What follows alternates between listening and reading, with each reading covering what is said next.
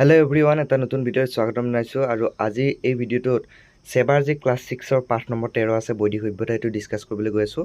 ইয়াৰ আগৰ ভিডিঅ' কেইটাত ইয়াৰ আগৰ পাঠ কেইটা ডিসকাস কৰা হৈছে। যদি ভিডিঅ'বিলাক চোৱা নাই তেতিয়াহ'লে ভিডিঅ' কেইটা চাই ল'ব। বিশেষকৈ অসম পুলিচৰ এসআই কনষ্টেবল নতুবা যে অসম চৰকাৰৰ গ্ৰেড 3 গ্ৰেড 4 এক্সাম হ'ব তাৰ কাৰণে ইম্পৰ্টেন্ট যিখিনি বস্তু হয় সেইখিনি এই পাঠটো ডিসকাস কৰিবলৈ গৈ আছোঁ। সো ভিডিঅ'টো বহুত ইম্পৰ্টেন্ট হয়, আপোনালোকে ভিডিঅ'টো সম্পূৰ্ণৰূপে চাব। এই পাঠটোৰ জৰিয়তে বিশেষকৈ আমি আৰ্যসকল ভাৰতলৈ আগমনৰ সম্পৰ্কে কিছু ধাৰণা লাভ কৰিম। আৰ্যসকলৰ আদি বাসস্থান সম্পৰ্কে আমি অৱগত হ'ম। বৈদিক সংস্কৃতিৰ বিষয়ে কিছু কথা জানিব পাৰিম আৰু বৈদিক যুগৰ আৰ্থ-সামাজিক ব্যৱস্থাৰ বিষয়ে কিছু ধাৰণা লাভ কৰিম। বৈদিক যুগত গঢ় লৈ উঠা ধৰ্ম সংস্কৃতি সাহিত্যৰ বিষয়ে কিছু থুলমূল আভাস পাম আৰু পৰৱৰ্তী বৈদিক যুগৰ বিষয়ে কিছু ধাৰণা লাভ কৰিম। গতিকে বহুত ইম্পৰ্টেন্ট হয়, বহুত এক্সাম ওৰিয়েণ্টেড হয়। আপোনালোকে ভিডিঅ'টো সম্পূৰ্ণৰূপে চাব। সো পাঠৰ আৰম্ভণিতে দি আছে আজিৰ পৰা প্ৰায় 3500 বছৰমান আগতে প্ৰায় 1500 খ্ৰীষ্টপূৰ্বত ভাৰতৰ উত্তৰ পশ্চিম দিশৰ পৰা কিছুমান পশুপালক মানুহে দলে দলে আহি ভাৰত উপমহাদেশত সোমাইছিলহি। নতুনকৈ অহা সেই লোকসকলে ক্ৰমান্বয়ে সিন্ধু উপত্যকাৰ গাঁওবোৰৰ আশে-পাশে থকা ঠাইবোৰত বসতি আৰম্ভ কৰে। এওঁলোকে নিজকে আৰ্য বুলি পৰিচয় দিছিল। এই আৰ্যসকলে গঢ়ি তোলা সভ্যতাটোকে ইতিহাসত বৈদিক সভ্যতা বা বৈদিক যুগ বুলি কোৱা হয়। ইতিহাসবিদসকলে বৈদিক সভ্যতা বা বৈদিক যুগৰ আনুমানিক সময় খ্ৰীষ্টপূৰ্ব 1500ৰ পৰা খ্ৰীষ্টপূৰ্ব 600লৈ বুলি ধাৰণা কৰিছে। বৈদিক যুগক দুটা ভাগত ভাগ কৰা হৈছে। এটা হৈছে ঋগ বৈদিক যুগ, এইটো হৈছে খ্ৰীষ্টপূৰ্ব 1500ৰ পৰা খ্ৰীষ্টপূৰ্ব 1000লৈকে, আৰু পৰৱৰ্তী বৈদিক যুগ এইটো হৈছে খ্ৰীষ্টপূৰ্ব 1000ৰ পৰা খ্ৰীষ্টপূৰ্ব 600লৈ।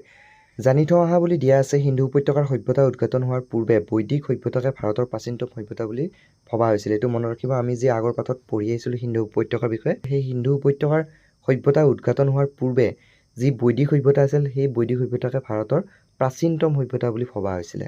আৰ্যসকলৰ মূল বাসস্থান। আৰ্যসকলৰ পূৰ্বপুৰুষসকল সম্ভৱতঃ মধ্য এছিয়াৰ কৃষ্ণ সাগৰ আৰু কাস্পিয়ান সাগৰৰ মাজত থকা ভূভাগৰ আদিবাসী আছিল। তেওঁলোক প্ৰধানতঃ পশুপালক আছিল। এইটো কথা মনত ৰাখিব, তেওঁলোক প্ৰধানতঃ পশুপালক আছিল। কালক্ৰমত তেওঁলোকৰ জনসংখ্যা আৰু পশু সংখ্যা বৃদ্ধি হোৱাত নতুন ঘাঁহনি পথাৰ বিচাৰি বিভিন্ন দলৰ ভাগ হৈ পৃথিৱীৰ অন্যান্য ঠাইলৈ গতি কৰে। ইয়াৰে কিছু সংখ্যকে পশ্চিমলৈ আৰু কিছুমানে দক্ষিণ পূবলৈ গতি কৰে। এনেকৈয়ে পিছলৈ আৰ্যসকলে ইউৰোপ আৰু এছিয়াৰ বিভিন্ন অঞ্চলত বিয়পি পৰে।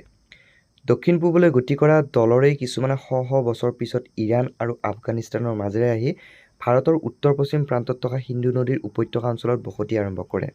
সেই সময়ত এই অঞ্চলটো সপ্ত সিন্ধু বুলি জনাজাত আছিল। এইটো কথা মনত ৰাখিব যে সিন্ধু নদীৰ যি উপত্যকা আছিলে সেই উপত্যকা আৰ্যসকল যেতিয়া ভাৰতলৈ আহিছিল তেতিয়া সপ্ত সিন্ধু বুলি জনাজাত আছিল।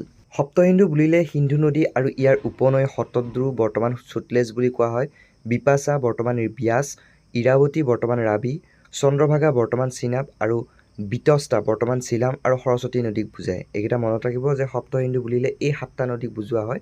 সিন্ধু নদী, শতদ্ৰু নদী বৰ্তমান সুতলেজ বুলি কোৱা হয়, বিপাশা বৰ্তমান ব্যাস বুলি কোৱা হয়, ইৰাৱতী, চন্দ্ৰভাগা, বিতস্তা আৰু সৰস্বতী নদীক বুজায়। এই 7টা নদীক লগ হৈ সপ্ত সিন্ধু হৈছে। আৰু এটা কথা মনত ৰাখিব যে আমাৰ ভাৰতৰ পাঞ্জাৱ ৰাজ্যখন আছে, সেই পাঞ্জাৱ ৰাজ্যখন এই 5টা নদীৰ কাৰণে পাঞ্জাৱ বুলি কোৱা হয়। সেইকেইটা হৈছে সতলেজ, ব্যাস, ৰাবি, চিনাব আৰু চিলাম। এই 5টা নদীৰ কাৰণে সেই ৰাজ্যখনক পাঞ্জাৱ বুলি কোৱা হয়, এইটো মনত ৰাখিব। নেক্সট দি আছে এই পশুপালক লোকসকলে নিজকে আৰ্য বুলিছিল। এই আৰ্য শব্দইনো কোনখিনি মানুহক বুজায়? আৰ্য শব্দটো এটা গোষ্ঠীৰ নাম নাছিল, বৰঞ্চ ই একেধৰণৰ ভাষা ব্যৱহাৰ কৰা বহুতো জনগোষ্ঠীক বুজাইছিল আৰু নিজকে আৰ্য অৰ্থাৎ শ্ৰেষ্ঠ বুলি দাবী কৰিছিল। চ' আৰ্য শব্দৰ অৰ্থ হৈছে শ্ৰেষ্ঠ। আদিতে তেওঁলোকে এটা ভাষাই ব্যৱহাৰ কৰিছিল আৰু সেই ভাষাৰ পৰাই ইৰাণ, ইৰাক, ইউৰোপৰ ভাষা আৰু ভাৰতৰ বৈদিক সংস্কৃত ভাষা ওলাইছিল বুলি ঠাৱৰ কৰা হৈছে। কালক্ৰমত এই ভাষাবোৰ ইণ্ডো ইউৰোপীয়ান ভাষা গোষ্ঠী হিচাপে জনাজাত হয়। সেয়ে এই গোষ্ঠীৰ অন্তৰ্গত ভাষাবোৰৰ মাজত যথেষ্ট সাদৃশ্য দেখা যায়। উদাহৰণস্বৰূপে সংস্কৃত ভাষাৰ পিতৃ মাতৃ ভাতৃৰ লগত ইংৰাজী ভাষাৰ ফাদাৰ মাদাৰ ব্ৰাদাৰ আদিৰ কিছুমান শব্দৰ মিল আছে। নেক্সট হৈছে আৰ্যসকলৰ উপাস্য দেৱতা। আদিতে আৰ্যসকলে প্ৰকৃতিৰ নানা ৰূপক বৰ্ণনা কৰিছিল। ইন্দ্ৰ, বৰুণ, অগ্নি, বায়ু, সোম, উষা আদি দেৱ দেৱীৰ কল্পনা কৰি যাগ-যজ্ঞৰ আয়োজন কৰিছিল। প্ৰতিগৰাকী দেৱতাক উদ্দেশ্য কৰি কিছুমান মন্ত্ৰ মৌখিকভাৱে গাইছিল। তেনে কল্পিত দেৱ দেৱীৰ ভিতৰত ইন্দ্ৰক শ্ৰেষ্ঠ বুলি ধৰিছিল। এইটো মনত ৰাখিব যে আৰ্যসকলৰ উপাস্য দেৱতাসকলৰ ভিতৰত শ্ৰেষ্ঠ উপাস্য দেৱতা হৈছে ইন্দ্ৰ। ইন্দ্ৰক শক্তি, ঐশ্বৰ্য আৰু বীৰত্বৰ প্ৰতীক বুলি মানিছিল। তেনে মন্ত্ৰবোৰ বহুকাল ধৰি মৌখিকভাৱে চৰ্চা কৰি অহা হৈছিল। মুখে মুখে চলি অহা বাবে যাগ-যজ্ঞৰ সময়ত কোৱা এই মন্ত্ৰবোৰক শ্ৰুতি নামেৰেও জনা যায়, এইটো মনত ৰাখিব। চ' নেক্সট হৈছে বেদ ৰচনা। বহু বছৰ ধৰি চলি অহা শ্ৰুতিবোৰক সময়ত লিপিত ৰূপ দিয়া হৈছিল আৰু গ্ৰন্থ আকাৰে উলিওৱা হৈছিল। তেনে গ্ৰন্থকেই বেদ বোলা হয়। বেদ 4খন আমি সকলোৱে জানো, ঋগ্বেদ, সামবেদ, যজুৰ্বেদ আৰু অথৰ্ববেদ। বেদক সংহিতাও বোলা হয়। চ' সংহিতা কি বুলি ক'লে সেয়া হৈছে বেদ। বেদকে সংহিতা বোলা হয়। আৰ্যসকল সপ্ত সিন্ধুত বসতি কৰা কালতে এই ঋক সংহিতাৰ সৃষ্টি হৈছিল। পৰৱৰ্তী কালত আৰ্যসকলে গংগা উপত্যকাত বসতি স্থাপন কৰিবলৈ লয়। এই গোটেই অঞ্চলটোক আৰ্যবৰ্ত বোলে। এইটো মনত ৰাখিব যে আৰ্যবৰ্ত কি বুলি ক'লে সেয়া হৈছে গংগা উপত্যকা। আৰ্যবৰ্তত বসতি কৰা কালতে সামবেদ, যজুৰ্বেদ আৰু অথৰ্ববেদ ৰচিত হৈছিল। বেদৰ পিছত ব্ৰাহ্মণ, আৰণ্যক আৰু উপনিষদসমূহ ৰচনা কৰা হয়। এই সকলোকে মিলাই বৈদিক সাহিত্য বোলা হয়। বেদ আদি প্ৰাচীন গ্ৰন্থবোৰৰ উপৰি আমাৰ দেশত ৰামায়ণ আৰু মহাভাৰত নামৰ দুখন মহাকাব্য ৰচিত হৈছিল। এই মহাকাব্য দুখনো আৰ্যসকলৰে পৰৱৰ্তী কালৰ অৱদান বুলি ধৰা হয়। এই প্ৰাচীন সাহিত্যবোৰ অধ্যয়ন কৰিলে সেই যুগৰ সমাজ, অৰ্থনীতি, ৰাজনীতি, ধৰ্মীয় অৱস্থা, কলা, কৃষ্টি আদিৰ বহু সম্ভেদ পোৱা যায়। চ' নেক্সট হৈছে জীৱিকা। ইতিমধ্যে আমি গম পালোঁ যে আৰ্যসকল মূলতঃ পশুপালক আছিল। এইটো আমি আগতে পঢ়ি আহিলোঁ যে আৰ্যসকল মূলতঃ পশুপালক আছিল। গৰু, ভেড়া, ছাগলী আদি জন্তু পোহপাল কৰি তেওঁলোকে জীৱিকা নিৰ্বাহ কৰিছিল। গৰুৱেই আছিল জীৱিকাৰ প্ৰধান সম্পদ। গৰুৰ গাখীৰৰ পৰা উৎপন্ন হোৱা মাখন, ঘিউ, দৈ আদি তেওঁলোকৰ প্ৰিয় খাদ্য আছিল। সেই সময়ৰ সমাজত পশুধনৰ অৰ্থনৈতিক মূল্যই যথেষ্ট গুৰুত্ব পাইছিল। পশুধনৰ ভিতৰত গৰুৱেই আছিল বস্তু বেচা কিনাৰ মাধ্যম আৰু প্ৰতিপত্তিৰ প্ৰতীক। সেয়েহে গৰুৰ সংখ্যা বৃদ্ধি কৰাটো আৰ্যসকলৰ প্ৰধান লক্ষ্য আছিল। ঋগ্বেদত গৰু, ঘোঁৰা আৰু পুত্ৰ লাভৰ বাবে জনোৱা বহুতো প্ৰাৰ্থনা সন্নিৱিষ্ট হৈ আছে। কালক্ৰমত পশুপালক আৰ্যসকল স্থানীয় কৃষিজীৱী লোকৰ সংস্পৰ্শলৈ আহে। ফলত তেওঁলোকৰ জীৱন যাপন প্ৰণালীৰো ক্ৰমশঃ পৰিৱৰ্তন হ'বলৈ ধৰে। স্থানীয় লোকসকলে নিজ অঞ্চলত প্ৰধানকৈ ঘেঁহু আৰু ধান খেতি কৰিছিল। তেওঁলোকৰ সংস্পৰ্শলৈ আহি আৰ্যসকলেও জপ ধানৰ খেতিৰ উপৰি ঘেঁহু, ধান, মাহ, তেলজাতীয় শস্য আদিৰ খেতি কৰিবলৈ আৰম্ভ কৰিলে। আদিতে পশুপালক হিচাপে জীৱন যাপন কৰা আৰ্যসকল সময় যোৱাৰ লগে লগে কৃষিজীৱী হৈ পৰিছিল। চ' নেক্সট হৈছে স্থানীয় লোকৰ লগত সম্পৰ্ক। সপ্ত সিন্ধু অঞ্চলত বসবাস কৰা সময়ত আৰ্যসকল সততে স্থানীয় মানুহৰ লগত সংঘৰ্ষত লিপ্ত হ'ব লগা হৈছিল। আৰ্যসকল আৰু স্থানীয় লোকৰ মাজত বহুতো কথাৰ অমিল আছিল। আৰ্যসকলে তেওঁলোকৰ গোধন সম্পত্তি বৃদ্ধি কৰাৰ হাবিয়াসতে স্থানীয় মানুহৰ লগত যুঁজ বাগৰ কৰিছিল। আৰ্যসকলে তেনে যুঁজ বাগৰত ঘোঁৰা আৰু লোৰ অস্ত্ৰ ব্যৱহাৰ কৰি স্থানীয় লোকক পৰাভূত কৰিবলৈ সমৰ্থ হৈছিল। মুঠৰ ওপৰত সংঘৰ্ষ আৰু বুজাপৰা কৰি আৰ্যসকলে কালক্ৰমত নিজ প্ৰতিপত্তি বঢ়াই নিছিল। ইতিহাসবিদসকলৰ মতে আৰ্যসকলে ভাৰতত ঘোঁৰা আৰু লোৰ ব্যৱহাৰ আৰম্ভ কৰি সভ্যতাৰ এক নতুন যুগৰ সূচনা কৰিছিল। চ' এইটো মনত ৰাখিব যে আৰ্যসকলে ভাৰতত ঘোঁৰা আৰু লোৰ ব্যৱহাৰ কৰিছিল।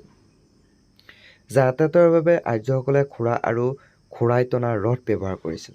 পৰিয়াল আৰু সমাজ ব্যৱস্থা। আজিকালিৰ পৰিয়ালৰ দৰে আৰ্যসকলৰো বয়োজ্যেষ্ঠ মানুহজনে আছিল পৰিয়ালৰ মুৰব্বী। ঘৰৰ সকলো কাম কাজ তেওঁৰ নিৰ্দেশ মতে চলিছিল। তেওঁলোকৰ সমাজ যদিও পুৰুষ প্ৰধান আছিল, ধৰ্মীয় আৰু ৰাজনৈতিক কামত মহিলাসকলেও অংশগ্ৰহণ কৰিছিল। বিশেষকৈ যজ্ঞ কৰাৰ সময়ত মহিলাসকলে নিজৰ স্বামীৰ কাষত স্থান লৈছিল। ঋগ্বেদৰ যুগত বিশ্ববাৰা, লোপামুদ্ৰা, ঘোষা, অপলা আদি নামৰ নাৰীয়ে বিভিন্ন শাস্ত্ৰত পাণ্ডিত্য দেখুওৱাৰ দৃষ্টান্ত আছে। ভালেকেইগৰাকীমান নাৰীয়ে বেদৰ স্তোত্ৰও ৰচনা কৰিছিল। তেওঁলোকে সভা সমিতি, অনুষ্ঠান আদিতো ভাগ লৈছিল, কিন্তু পাছলৈ তেওঁলোকৰ সামাজিক ভূমিকা সীমাবদ্ধ হৈ পৰে। নেক্সট আমি চাম পৰৱৰ্তী বৈদিক কাল। ঋগ্বেদৰ সময়ত আৰ্যসকল প্ৰধানতঃ পশুপালক আছিল। এইটো আমি আগতেই পাই আহিছোঁ যে পশুপালক আছিল তেওঁলোক প্ৰধানতঃ। কিন্তু সপ্ত সিন্ধু অঞ্চলত হয়তো কালক্ৰমত ঘাঁহনি পথাৰৰ অভাৱ হ'বলৈ ধৰে। আনহাতে তেওঁলোকৰ জনসংখ্যা আৰু জীৱ জন্তুৰ সংখ্যাও বাঢ়িছিল। সেয়েহে নতুন উৰ্বৰা ঘাঁহনি পথাৰৰ প্ৰয়োজন হৈ পৰে। সেই উদ্দেশ্যেৰে তেওঁলোক হিমালয়ৰ নামনিৰ গংগা নদীৰ উপত্যকা অঞ্চলত প্ৰৱেশ কৰিছিল। বৰ্তমানৰ উত্তৰ প্ৰদেশৰ সমগ্ৰ অঞ্চলত তেওঁলোকৰ বসতি বিস্তাৰিত আছিল। ধৰ্মীয় ৰীতি নীতিৰো সেই সময়ত ব্যাপক বিকাশ ঘটিছিল। ইতিমধ্যে আমি জানিলোঁ যে লাহে লাহে আৰ্যসকলে স্থানীয় লোকসকলৰ দৰেই খেতি কৰিবলৈ আৰম্ভ কৰিছিল। সেয়ে পৰিয়ালবোৰে এতিয়া গাঁও পাতি বসবাস কৰিবলৈ বাধ্য হ'ল আৰু এনেদৰে একোখন জনপদ সৃষ্টি হ'ল। কৃষিকাৰ্য কৰিবলৈ আৰম্ভ কৰাৰ লগে লগে আৰ্যসকলৰ বেছি মাটিৰ প্ৰয়োজন হ'ল। সেয়ে তেওঁলোকে ওচৰৰ আন আন জনপদসমূহ দখল কৰিবলৈ আৰম্ভ কৰে। এনেদৰে ক্ৰমান্বয়ে জনপদৰ সীমা আৰু শক্তি বাঢ়িল। তেওঁলোকৰ মাজত ৰজা প্ৰথাৰো সৃষ্টি হ'ল। ৰজাক অধিক শক্তিশালী কৰিবলৈ দেৱতাৰ কৃপা বিচাৰি ব্ৰাহ্মণসকলে যাগ-যজ্ঞৰো ব্যাপক আয়োজন কৰিবলৈ আৰম্ভ কৰিলে। ক্ৰমান্বয়ে কৰ্ম অনুযায়ী মানুহৰ বৰ্ণ বিভাজনো ঘটিল। সময়ত বৰ্ণ আৰু জাতিভেদ প্ৰথাৰ আৰম্ভ হৈছিল। চ' এইখিনি আছিলে আজিৰ এই পাঠটোত বৈদিক সভ্যতাৰ বিষয়ে। যদি আপোনালোকে আগৰ ভিডিঅ'বিলাক চোৱা নাই, আগৰ পাঠবিলাক চোৱা নাই, তেতিয়াহ'লে আগৰ ভিডিঅ'বিলাক চাব। আগৰ পাঠ সকলোখিনি ডিছকাছ কৰা আছে, যিখিনি বহুত ইম্পৰ্টেণ্ট পাঠ হয় সেইখিনি ডিছকাছ কৰা আছে। আপোনালোকে ভিডিঅ'বিলাক চাব। যদি ভিডিঅ'টো ভাল পাইছে তেতিয়াহ'লে লাইক কৰি দিব, শ্বেয়াৰ কৰি দিব। এনেকুৱা ভিডিঅ'বিলাক আপোনালোকে আগলৈ পাই থাকিব। চ' পুনৰ এটা নতুন ভিডিঅ' লৈ অহাৰ আশাৰে এতিয়ালৈকে জয় হিন্দ।